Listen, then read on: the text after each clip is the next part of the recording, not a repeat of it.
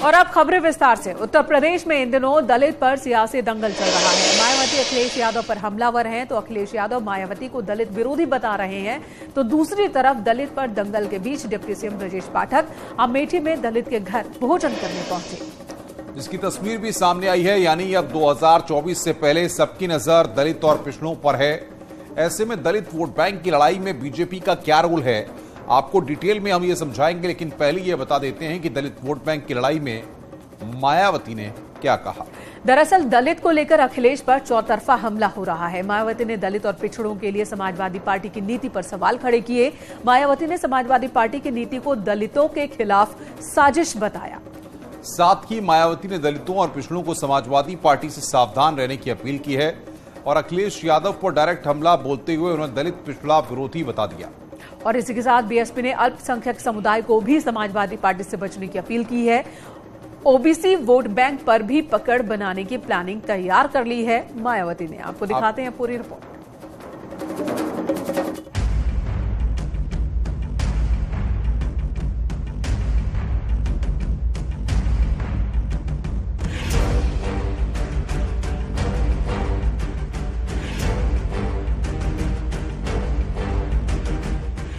कभी मुस्लिमों के नाम पर तो कभी दलितों के नाम पर, कभी जाति के नाम पर तो कभी धर्म के नाम पर राजनीति करने वाले अखिलेश यादव चौतरफा घिर गए हैं। इस बार अखिलेश यादव पर षड्यंत्रकारी नीति से दलित और ओबीसी वर्ग को छलने का आरोप लगा है और ये आरोप किसी और ने नहीं बल्कि दलित वोट बैंक पर पकड़ रखने वाली मायावती और दलित की राजनीति करने वाले राजभर ने लगाया है।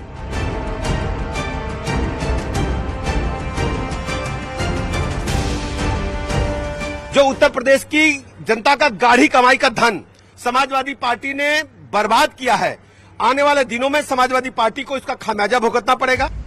जिस चुनाव में पहले से हार तय थी, जिस चुनाव में अखिलेश के पास में संख्या बल की कमी थी, उस चुनाव में अखिलेश ने दलित दांव खेलकर माहौल तो जरूर टाइट कर दिया है, लेकिन एमएलसी उपचुनाव के फाइट में वो फिर से फेल हो गए हैं और इसके बाद शुरू हो गई दलित पर सियासत। मायावती ने ट्वीट में लिखा, उपचुनाव में हार निश्चित होने के बावजूद चुनाव में सपा की तरफ से दलितों और ओबीसी उम्मीदवार को खड़ा करना और हरवाना, ज्यादा संख्या बल होने पर अनदेखी करना साबित करता है कि इन वर्गों के प्रति सपा की षड्यंत्रकारी नीति थोड़ी भी नहीं बदली। यानी मायावती का संदेश साफ है, अखिलेश यादव ने दलित दांव खेला और उसमें वो फेल हो गए, जो एक खास वर्ग के खिलाफ षड्यंत्र से कम नहीं। तो सुबह सपा के नेता अरुण राजभर ने भी मायावती का समर्थन किया और कहा कि समाजवादी पार्टी दलितों को मोहरा बनाती है, तो वहीं बीजेपी भी अब अखिलेश यादव पर हमलावर है। 2012 से 17 तक जो समाजवादी पार्टी की सरकार थी, उसमें पूरे उत्तर प्रदेश में विशेष तौर पर ओबीसी और दलित समाज का उत्पीड़न किया गया, ये आंकड़े बताते हैं। और एक वर्ग विशेष के द्वारा उनकी जमीनें कब्जा करी गई, हत्याएं करी गई, ये लगातार समाजवादी पार्टी की सरकार में हुआ। अच्छा है मायावती जी को समझ में आया है, वरना बीच में गलतफहमी में वो गलत रास्ते पर चली गई थी। एक मोहरा बना करके इस समाज को अपमानित करना और जलील करने के लिए इस तरह का इन्होंने कैंडिडेट बना करके ऐसे समाज को जलील किया है जिसकी आबादी अकेले 38% है और एक वर्ग की आबादी अकेले 22% है। और आप उस वर्ग को जब जीत की समीकरण होते हैं तब नहीं लड़ाते हैं, तब उनको कैंडिडेट नहीं बनाते हैं। तो उन्होंने स्पष्ट सही कहा है और सुहेलदेव भारतीय समाज पार्टी भी यह बात बार बार कह रही है कि समाजवादी पार्टी अति पिछड़ों को और अति दलितों को सिर्फ वोट के लिए इस्तेमाल करती है। दरअसल अखिलेश यादव हार तय होने के बाद भी एमएलसी की 2 सीटों पर संघर्ष कर रहे थे और दलित ओबीसी के नाम पर अपनी सियासी ताकत की आजमाइश कर रहे थे, लेकिन जब वो इस रणनीति में फेल हो गए तो मायावती और राजभर पर ही बीजेपी के दबाव में काम करने का आरोप लगा दिया। बहुजन समाज पार्टी की ओर से ये ट्वीट उनके अपराध बोध का परिचायक है। वो जान रहे हैं कि देश के पीड़ित शोषित वर्ग के लोग जरूर सवाल करेंगे कि उनके इस चुनाव में उन्होंने दलित और पिछड़े वर्ग के उम्मीदवारों के पक्ष में वोट क्यों नहीं किया। उनको कम से कम अपनी भावनाएं वोट डाल के व्यक्त करनी चाहिए थी। एमएलसी चुनाव के परिणाम तो पहले से तय थे, क्योंकि संख्या बल के लिहाज से बीजेपी के प्रत्याशी निर्विरोध जीत रहे थे, लेकिन चुनाव करवाकर अखिलेश यादव ने बीजेपी, बीएसपी और सुबह सपा से डायरेक्ट झगड़ा मोल ले लिया है, जिसके बाद से वो चौतरफा घिर गए हैं। हालांकि एमएलसी उपचुनाव से यूपी में वो संदेश गया जिसकी उम्मीद शायद अखिलेश यादव को पहले से नहीं थी, क्योंकि बीजेपी ने एक बार फिर से साबित कर दिया कि चुनाव चाहे छोटा हो या बड़ा, जीत बड़ी होनी चाहिए। Bureau report, news 18।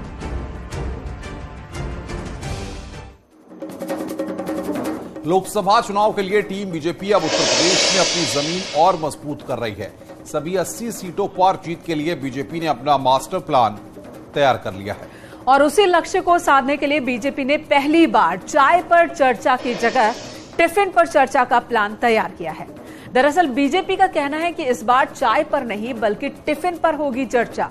साथ ही सोशल मीडिया से लेकर घर घर तक दस्तक दिया जाएगा और संवाद भी किया जाएगा। टिफिन पर चर्चा का मतलब ज्यादा वक्त बिताने और फीडबैक लेने का है, क्योंकि बीजेपी हारी सीटों पर कमल खिलाने की तैयारी में है। माना यह जा रहा है कि बीजेपी की रणनीति हारी 14 सीटों के लिए लॉक हो चुकी है, जिसके लिए बीजेपी ने केंद्रीय मंत्रियों को जिम्मेदारी सौंप दी है। साथ ही युवाओं को पार्टी से जोड़ने का भी प्लान तैयार कर लिया गया है। आपको दिखाते हैं एक रिपोर्ट कि बीजेपी आखिर किस माइक्रो प्लानिंग के तहत काम कर रही है।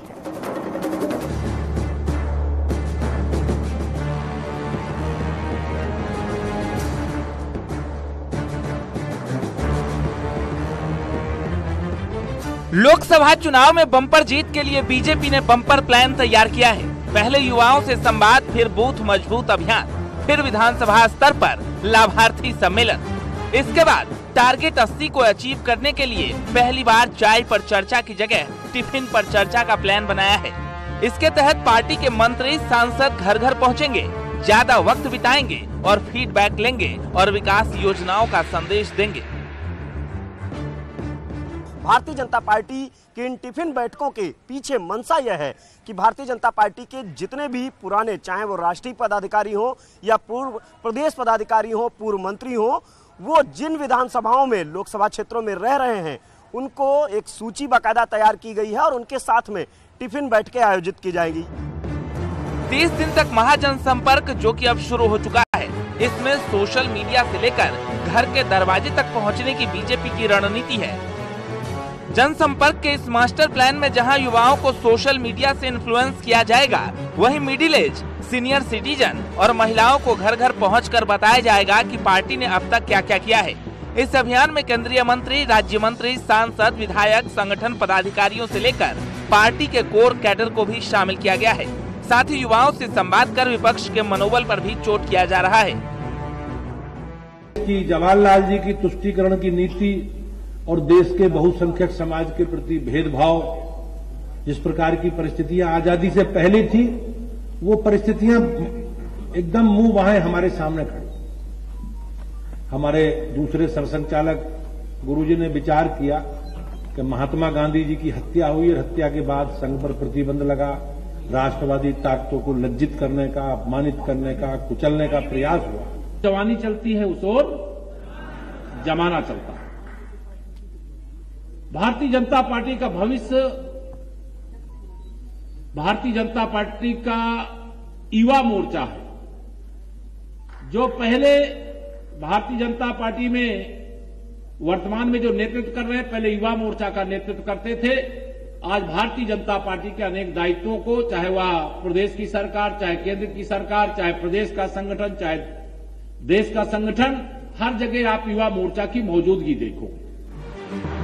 बीजेपी के जनसंपर्क महाअभियान में इस बार चाय पर चर्चा नहीं होगी, बल्कि टिफिन पर होनी है।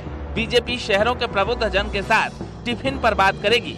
बीजेपी अपनी पैठ बढ़ाने के लिए सभी संसदीय क्षेत्रों में 250 खास परिवारों को चुन चुकी है। अब उनके घर सांसद, विधायक, जिला अध्यक्ष, मंडल अध्यक्ष समेत कार्यकर्ता पहुंचेंगे।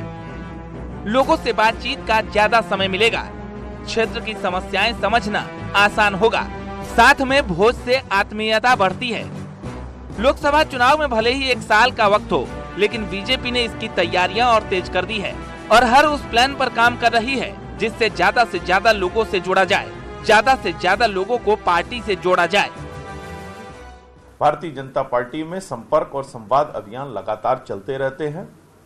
ये जो टिफिन बैठक का आयोजन किया गया है, इसमें पूर्व विधायक, पूर्व सांसद, पूर्व जिलाध्यक्ष, पार्टी के पूर्व पदाधिकारी, ऐसे सभी पूर्व पदाधिकारियों एवं कार्यकर्ताओं को जोड़ना है। साथ में सामाजिक समरसता का संदेश देते हुए एक साथ बैठ के भोजन करना है एवं पार्टी के आगे के जो कार्यक्रम है उन पर चर्चा करना है। बीजेपी इस 1 महीने तक चलने वाले जनसंपर्क महाअभियान के बलबूते उत्तर प्रदेश की 80 लोकसभा सीटों पर जीत हासिल करने की कोशिश करेगी और इस अभियान के दौरान इन 80 लोकसभा सीटों पर लोगों को जोड़ने का काम भी किया जाएगा। यानी संकल्प से सिद्धि तक वाले प्लान को हिट करने के लिए बीजेपी फिर से कर्तव्य पथ पर आगे बढ़ रही है। Bureau report, news 18।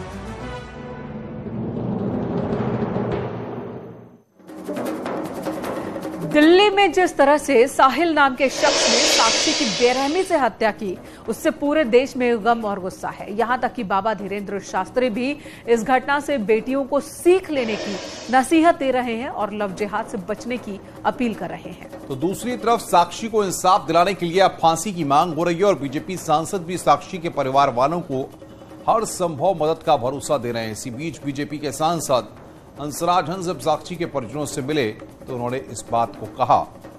दिल्ली की घटना से प्रधानमंत्री मोदी भी भावुक हो गए। प्रधानमंत्री मोदी ने खुद घटना का संज्ञान लिया और गृह मंत्री अमित शाह से परिवार से मिलने को कहा है, क्योंकि आज पूरा देश पीड़ित परिवार के साथ खड़ा है और आरोपी साहिल के खिलाफ सख्त कार्रवाई होगी, इसका भी उन्होंने परिवार वालों को वचन दिया।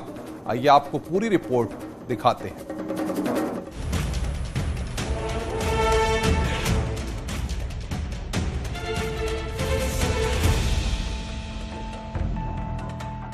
दिल्ली को दहलाने वाली वो वारदात जिससे देश में गुस्सा है, आक्रोश है। जिस घटना ने प्रधानमंत्री मोदी को भावुक कर दिया, जिस घटना से गृह मंत्री परेशान हो गए, जिस घटना से बड़े बड़े नेता सहम गए, उस दिल्ली कांड में फांसी की डिमांड हो रही है। वीडियो देखा तो कोई भी जिसका दिल धड़कता है, जिसकी अपनी बेटी है, वो तो इसीलिए प्रधानमंत्री जी तो खुद इतने भावुक हो गए, इतना वो तो हमेशा बेटियों का तो खबर भी नहीं ऐसी सुन सकते, देख सकते। उन्होंने हुक्म किया, HM साहब ने, गृह मंत्री जी ने हुक्म किया, तो मैं फिर हमारे जो स्टेट प्रेसिडेंट साहब है सचदेवा, उनका प्रभारी साहब तो सो ही नहीं रहे सुबह। तो भैया वो कमी तो हम कैसे पूरी करें, कोई लफ्ज नहीं इनको हौसला दे। साहिल नाम का ये शख्स भले ही पुलिस की गिरफ्त में है, लेकिन इसे अपने किए पर तनिक भी अफसोस नहीं, क्योंकि इसकी मानसिकता आतंक से प्रेरित है, जिहाद से प्रेरित है और सोच सनक से ओतप्रोत। इस इंसान की करतूत इतनी खौफनाक है जिसकी तुलना कसाई से करें तो भी कम है। वो कसाई जो खास मजहब से ताल्लुकात रखता है, जो इंसान के लिए हैवान की सोच रखता है, जिसके लिए इंसानियत का कत्ल आम सा हो गया है। और उसी दरिंदगी ने देश के बड़े बड़े नेताओं से लेकर बाबाओं की भी चिंता बढ़ा दी। यहाँ तक जब धीरेन्द्र शास्त्री ने इस घटना का वीडियो देखा तो उनका खून खौल गया, गुस्सा 7वें आसमान पर पहुँच गया। अपनी बहनों का जब हम ये हाल देखते हैं तो शायद इस दुनिया का कोई भी भाई होगा जिसका खून ना खोले, और इसको देखकर खून ना खोले तो वो जीते जी मर चुका है। इसीलिए हम बोलते हैं, इसीलिए हम भरोसा सनातन पर करते हैं कि हमारा सनातन मारना नहीं, हमारा सनातन बचाना। 16 साल की साक्षी वकील बनना चाहती थी, घर की जिम्मेदारी उठाना चाहती थी, परिवार को संभालना चाहती थी, लेकिन साहिल ने उसे गुमराह कर प्रेम जाल में फंसाया और फिर जब साक्षी साहिल से दूर रहने लगी तो कसाई साहिल ताबड़तोड़ चाकू और पत्थर से साक्षी को बेरहमी से मौत के घाट उतार दिया। साहिल साक्षी पर तब तक वार करता रहा जब तक साक्षी के शरीर से खून का एक एक बूंद बाहर नहीं निकल गया। हाँ, 1:30 बजे अच्छे से बात करी, मम्मी मैं तेरा बेटा बन के दिखाऊंगी, मैं वकील बन के दिखाऊंगी, वकील बनूंगी, मैं आगे पढ़ाई करके। हमने कहा ठीक है बेटा, मम्मी तू बहुत कष्ट में रहती है, मैं तू बहुत गरीब है, मैं तेरे को पढ़ लिख के तेरी बहुत मदद करूंगी, इतनी बात मेरे से मेरी लड़की बात की। ऐसा लगता है कि अपने सपने पूरे करके आपका नाम रोशन करना चाहती थी बिटिया? हाँ मैम, कहती थी मैं तेरा नाम, मैं तेरे बेटा बन के, बेटी नहीं बेटा बन के दिखाऊंगी। वो बेटा बन के आज दिखा दी, मेरी से दुनिया छोड़ के चली गई। हमें तो भैया जैसा वो करना चाहे मैं ऐसा कर लूँ। हाँ। जैसा लड़की के संग में करा है ऐसे ही उसके संग में बीते। अच्छा। हाँ जी, ऐसा कि मैं तो खैर ही ना यहाँ पे जब ये आदमी आए यहाँ पे, कोई सकस आए कही है जिस वक्त उसे ले गए, वो 4 बजे आया था, ये बता रहा मैं भैया 4 बजे आया है वो वहाँ से, फिर जन कितने टाइम वो आ गए गाड़ी लेके तो उसे ले गए। इंसान की शक्ल में ये शैतान एक नाबालिग लड़की पर ऐसे टूट पड़ा जैसे एक दानव किसी की जान लेने के लिए उतर गया हो। दरिंदगी की हदें पार हो गई और जिसने भी देखा वो एक पल के लिए सहम गया।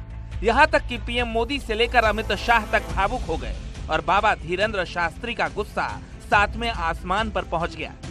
यानी अब इंसाफ की इस लड़ाई में साक्षी की मां को पूरे देश का समर्थन है और उस बेरहम को फांसी दिलाने तक पूरा देश एक सुर में अपनी आवाज बुलंद कर रहा है। Bureau report, news 18।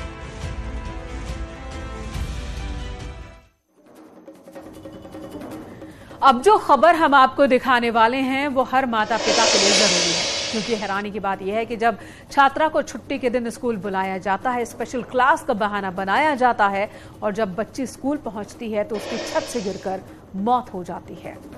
और इत्तेफाक की बात तो यह है कि इस घटना से स्कूल प्रशासन अपना पल्ला भी झाड़ लेता है। अब उसी मौत मिस्ट्री को सुलझाने के लिए पुलिस की टीम आज अयोध्या में सनबीम स्कूल पहुंची और सीन रिक्रिएट किया। साथ ही उस सीसीटीवी फुटेज को भी अपने कब्जे में ले लिया, पूरे के पूरे सीसीटीवी ड्राइव को अपने कब्जे में ले लिया, जिसमें लड़की छत से गिरती हुई दिखाई दे रही है। आपको एक रिपोर्ट दिखाते हैं कि कैसे 26 मई के दिन ये घटना हुई और उसके बाद से अब तक क्या क्या हुआ।